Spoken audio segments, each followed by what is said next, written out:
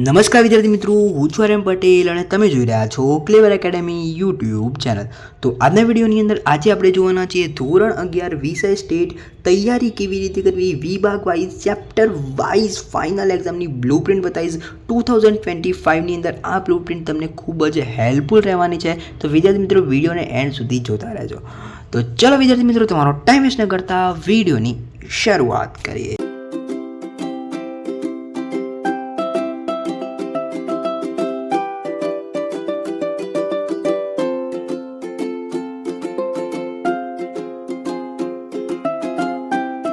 વિદ્યાર્થી મિત્રો વિડીયોની શરૂઆત કરો એના પહેલાં હું તમને કહી દઉં કે આપણી ચેનલ ઉપર તમને IMP plus blueprint plus IMP paper આ ત્રણેયનું કોમ્બિનેશન મળવાનું છે, અને જેથી તમારા પેપર બી સારા જવાના છે। તો ચેનલને કરી દેજો સબસ્ક્રાઈબ, કારણ કે હજુ તમારે આખું ધોરણ 12 બાકી છે। ધોરણ 12ની અંદર તમને ખૂબ જ ફૂલ સપોર્ટ મળવાનો છે। ઓકે, તો ચલો વિદ્યાર્થી મિત્રો સબસ્ક્રાઈબ કરી દેજો। હવે આપણે જોઈ લઈએ ધોરણ 11ની સ્ટેટની બ્લુપ્રિન્ટ। હજુ સુધી તમે ધોરણ 11ની એકાઉન્ટની બ્લુપ્રિન્ટ ના જોઈ તો જલ્દીથી જાઓ અને સર્ચ કરો ધોરણ 11 બ્લુપ્રિન્ટ ફાઇનલ એક્ઝામ 2025 ક્લેવર એકેડમી, પહેલો વિડીયો આપણો આવી જશે। ઓકે, તો ચલો કંઈ નહીં, આપણે જોઈ લઈએ સેક્શન નંબર એ। એમાં તમારા એમસીક્યુ બી જશે, 9 માર્ક્સના એમસીક્યુ રહેશે। તો આની અંદર દેખો આપણે એકાઉન્ટની અંદર આપણે જોવું પડે પાર્ટ 1 પાર્ટ 2, પણ આમાં તો આપણે એક જ ચોપડી આવે છે સ્ટેટની અંદર, એટલે કંઈ વાંધો છે નહીં। તો અહીંયા ચેપ્ટર નંબર 1 2 3 4 5 6 7 8 9, તો 9 ચેપ્ટર કરવા પડશે। 9 ચેપ્ટરમાંથી તમને 9 એમસીક્યુ પૂછાઈ શકે છે।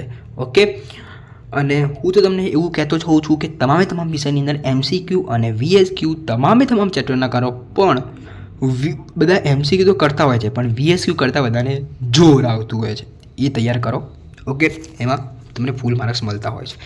વાત કરી દઈએ વિદ્યાર્થી મિત્રો સેક્શન નંબર બી, એટલે કે વીએસક્યુ। એમાં બી 9 માર્ક્સ, 9 + 9 કેટલા માર્ક્સ થઈ ગયા? 18 માર્ક્સ। આ 18 માર્ક્સનું કોઈ તૈયાર નથી કરતું, પણ જે મોટું હોય છે, મોટી જે થિયરી હોય છે, જે દાખલા કરવાના હોય છે એ કરી દેતા હોય છે, પણ આ નથી કરતા। બસ આ તમે ખાલી 2 કલાક બેસો ને, 2 કલાક બી નહીં 1 કલાક બેસો ને, 1 કલાકનું કામ છે, 1 કલાકનું કામ કોઈ કરતું નથી, તમારે કરવાનું છે।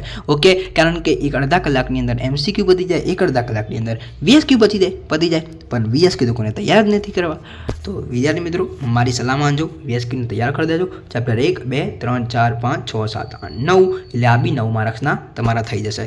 ઓકે, વાત કરી લઈએ વિદ્યાર્થી મિત્રો સેક્શન નંબર સી। સેક્શન સીની વાત કરું તો એક પ્રશ્ન તમારો 2 માર્ક્સનો થઈ જશે, 16 માર્ક્સ થશે, એટલે કે 8 × 16। ઓકે, તો હવે અહીંયા ચેપ્ટર નંબર 1 2 5 6 7, 7માંથી 2 પ્રશ્નો પૂછાશે, 8 અને 9। ઓકે, તો આ તમારા સેક્શન નંબર સીના થઈ ગયા।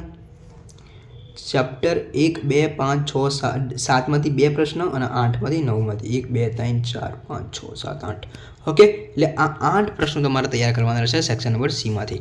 અને હા, સ્ટેટની અંદર તમને સેક્શન સીમાં થિયરી બી પૂછાઈ શકે છે। આપણે જ્યારે આઈએમપી આપીશું ત્યારે બધું ડિસ્કસ કરીશું, કઈ થિયરી આઈએમપી છે, કયા દાખલા આઈએમપી છે, ખાલી તમે આપણી ચેનલને સબસ્ક્રાઈબ કરી રાખજો। ઓકે, તો ચલો જોઈ લઈએ સેક્શન નંબર ડીની વાત કરી દઈએ। સેક્શન ડીની અંદર એક પ્રશ્ન તમારો 3 માર્ક્સનો રહેશે, એટલે કે 8 × 24 માર્ક્સના રહેશે section number D. Chapter number 2 3માંથી 2 પ્રશ્ન, 4માંથી 2 પ્રશ્ન, 6માંથી 2 પ્રશ્ન અને 8માંથી 1 પ્રશ્ન।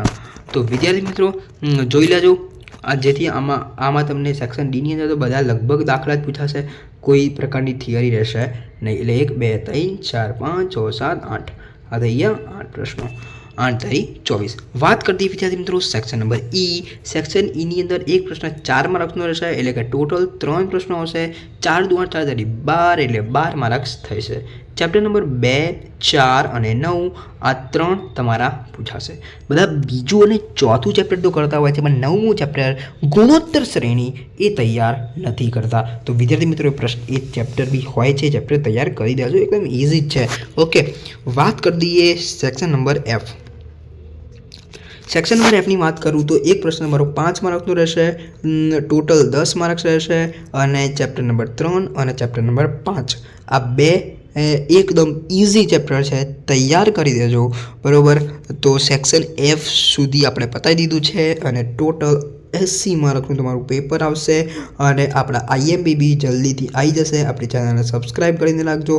ઘણું બધું આવવાનું છે ધોરણ 11ની વાર્ષિક પરીક્ષા માટે રિલેટેડ.